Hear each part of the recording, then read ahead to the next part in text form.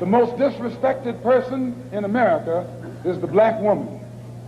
The most unprotected person in America is the black woman.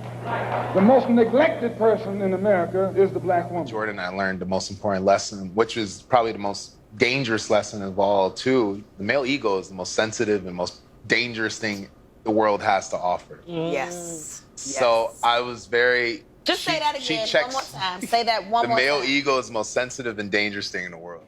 Hello everyone, it's Queen V. I'm back to you with another video. This video is an update to the Raquiah King story. Before I begin, I would like to extend my continued support and condolences to the family and community as you are grieving the loss of your child and sibling.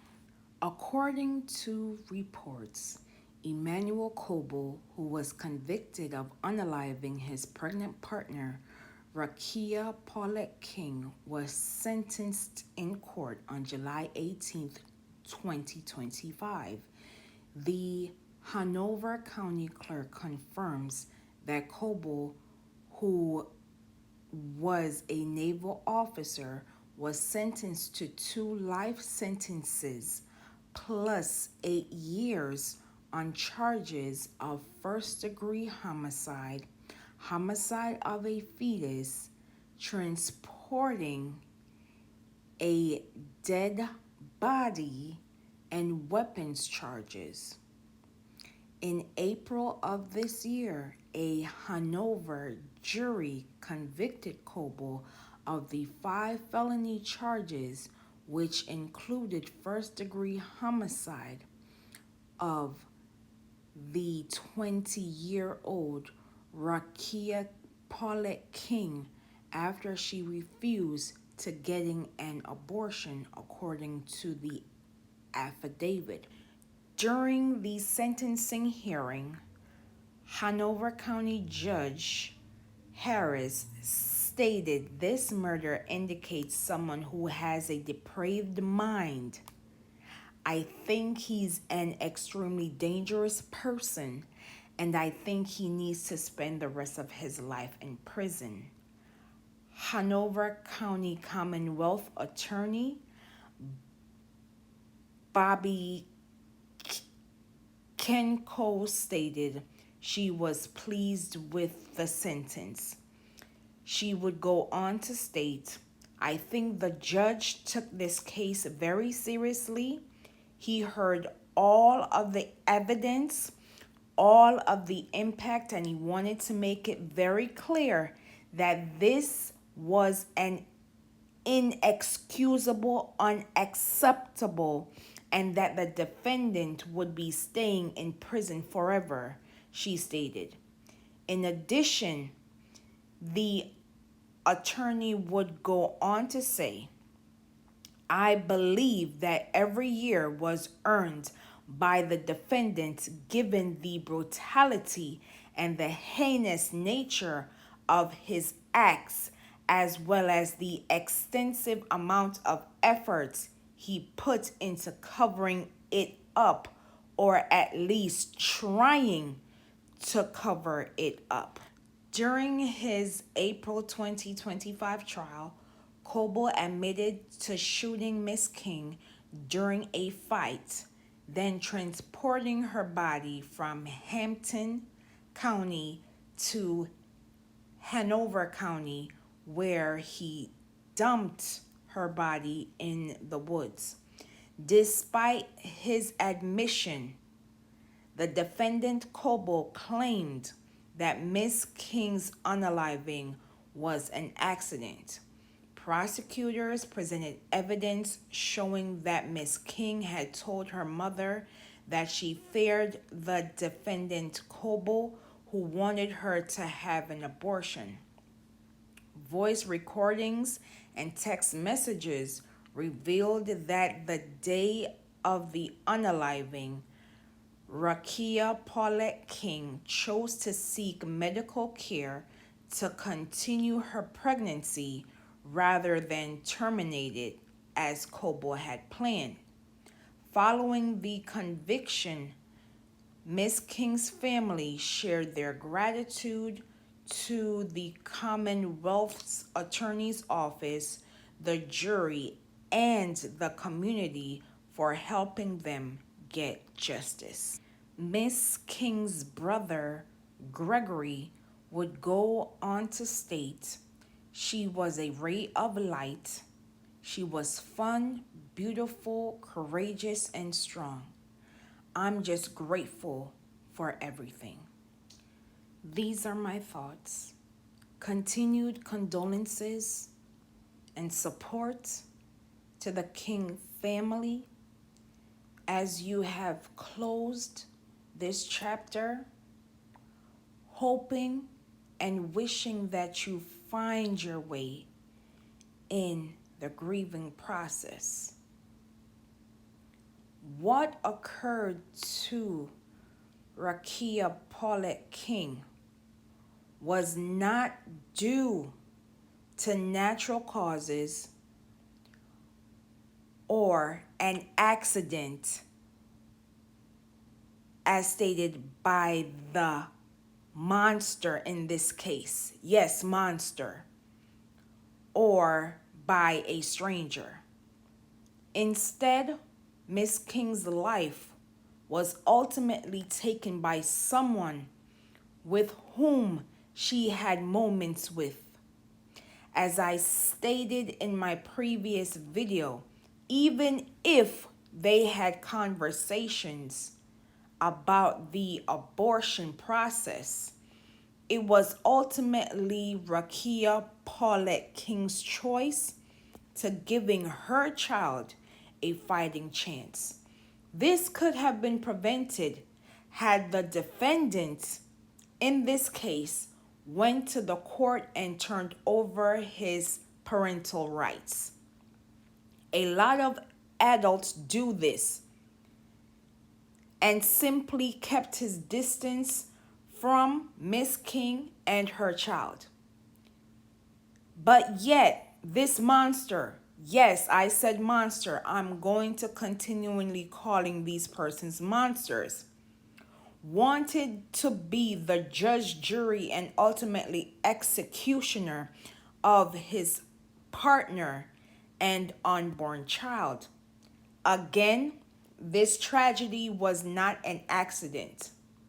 The constant delay in the trial because Coble knew it wasn't an accident was his last act of control in this painful process for Miss King's family.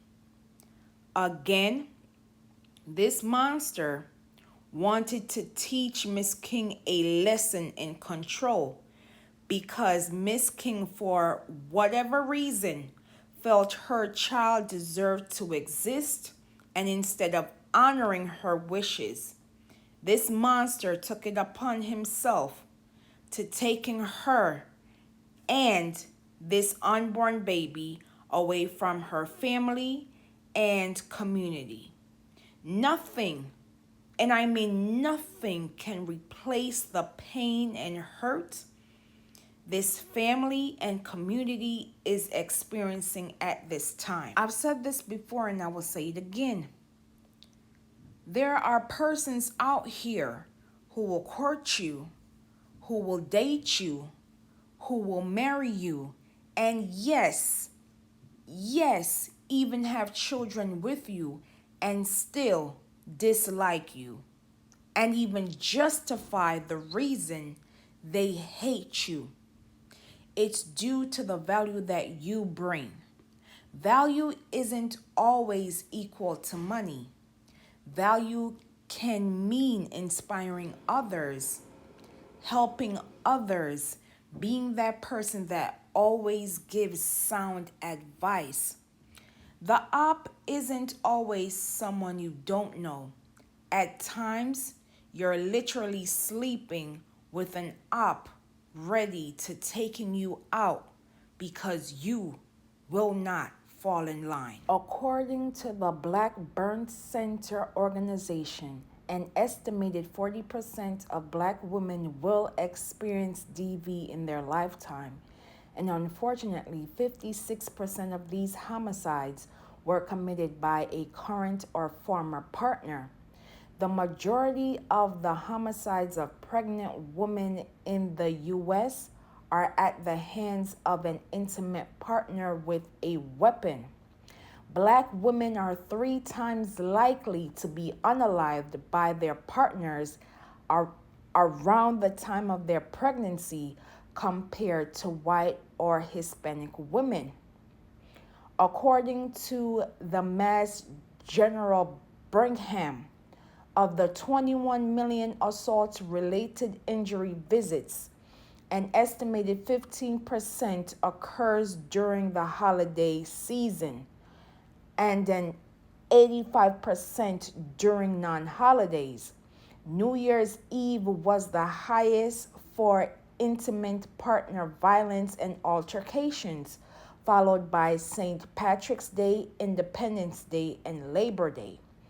Victims may be more vulnerable to violence due to prolonged or increased contact with family and friends, alcohol consumption, financial stress, or unique challenges during the holiday period.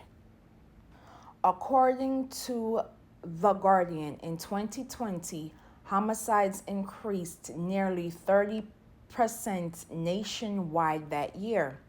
The rate for black women and girls rose 33%, a sharper increase than for every demographic except for black men, and more than doubled that of white women. The unfortunate unalivings of black women and black girls increased across age groups, from school-age children to senior citizens. According to another study conducted by Lancet, found the homicide rate among black women between the ages of 25 and 44 years old increased by 73% between 2014 and 2020. And according to the DV Hotline organization, on average, it takes a victim at least 7 times to leave before staying away for good and exiting the relationship is most unsafe for a victim. I'm going to repeat this one more time. According to the DV Hotline organization, it takes a victim 7 times to leave before staying away for good, and exiting the relationship is the most unsafe time for a victim. And this is why we must listen to victims of DV and not dismissing or disregarding their allegations as it pertains to abuse. We must be mindful that our words do have an effect on others, and we must support them during this difficult time.